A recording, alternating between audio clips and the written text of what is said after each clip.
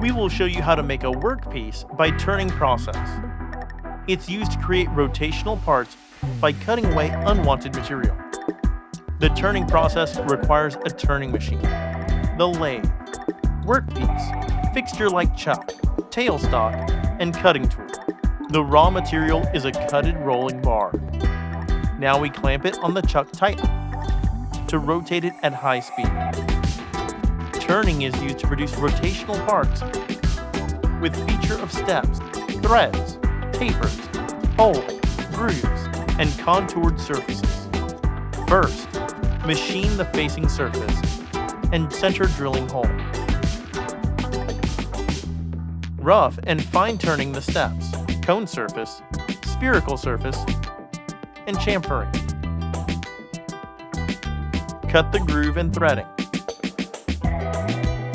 Then drill the hole.